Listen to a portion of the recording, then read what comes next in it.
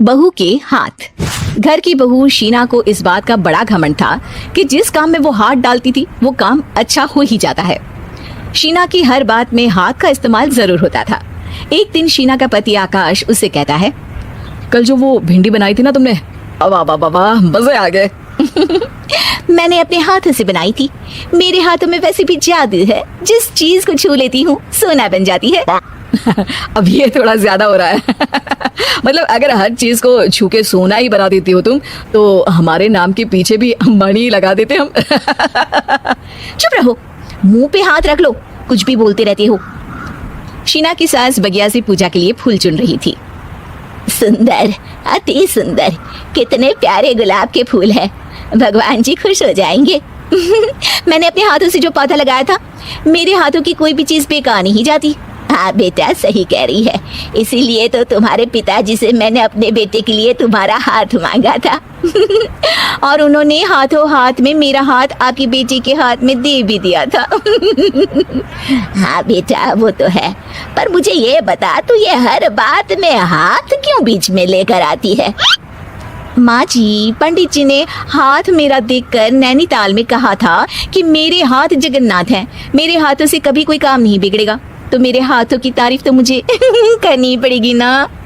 हाँ हाँ, ठीक ही कह रही हो वैसे, तो मिलाओ हाथ इसी बात पर। शीना को न सिर्फ इस बात पे गर्व था कि उसके हाथ से सब अच्छा होता है, बल्कि घर के सारे काम भी वो पहले अपने हाथ से करती, फिर कोई दूसरा उन कामों को कर पाता। एक दिन शीना कपड़े धो रही थी। अरे घर में वॉशिंग मशीन है तो सही, खुद क्यों थक रही हो? कपड़े पहले मेरे हाथ से धुलेंगे, फिर वॉशिंग मशीन से। पहले हाथ की सफाई, फिर मशीन की धुलाई। अगर आज डाकू गब्बर सिंह होता ना, तो वो ये हाथ मुझे दे दे ठाकुर तुमसे जरूर कहता, और मैं तो दिलवा भी देता तुम्हारे हाथ। हर एक काम में हाथ बटाओ, ज्यादा जुबान न चलाओ, वरना दूंगी एक उल्टे हाथ से। क्या दोगी? कपड़े दूंगी, लो निचोड़ो। ऐसे ही एक दिन, अरे बहू, ये सोफे पर चढ़कर हाथ से पंखा क्यों घुमा रही हो? माँ जी, क्योंकि मेरे हाथ से घूमेगा तो ज्यादा अच्छे से हवा देगा। अरे बेटा, फिर तो तुम गाड़ी का पहिया भी हाथ से घुमा के मायके जाया करो। एक बार आकाश ने घर पर कार लाने की बात छेड़ी। माँ, सोच रहा हूँ कि एक कार लेकर आता हूँ।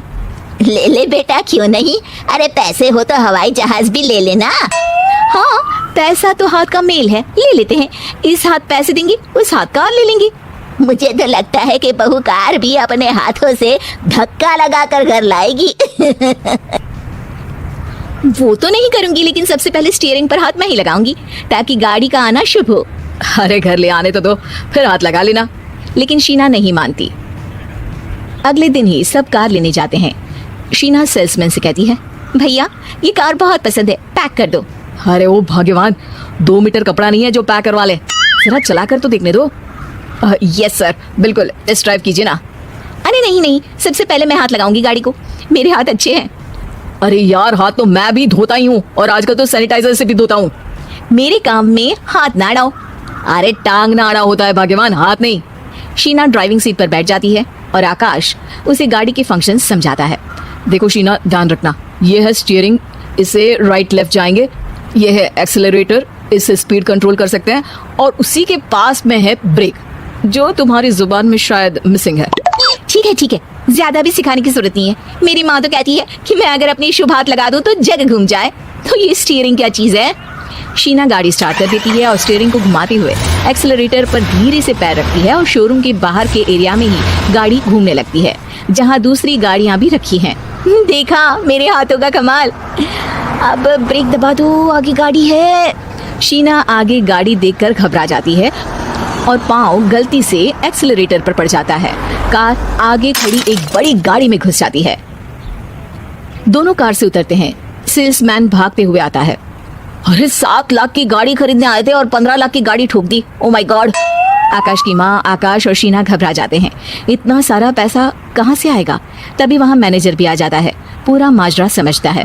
अरे टेंशन मत लीजिए, गाड़ियों का इंश्योरेंस था, आप जो कार लेने आए थे वही खरीद लीजिए। पर मैडम, जब तक आप सीख ना ले तब तक गाड़ी मत चलाइएगा। अभी तो आपने गाड़ी बस ठोकी है, जिसका बीमा भी था, लेकिन सड़क पे चलते हर इंसान का बीमा नहीं होता। अरे मेरे हाथों से चुक भी गया ना तो उसकी जिंदगी बन जाएगी, और अगर चला भी गया तो स्वर्ग ही पाएगा।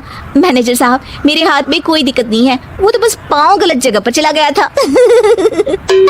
शीना की बात सुनकर आकाश अपना सर पीटता है और उसकी सास अपने हाथ से खुद का मुंह छिपा लेती है और मैनेजर हाथ जोड़कर माफी मांग लेता है।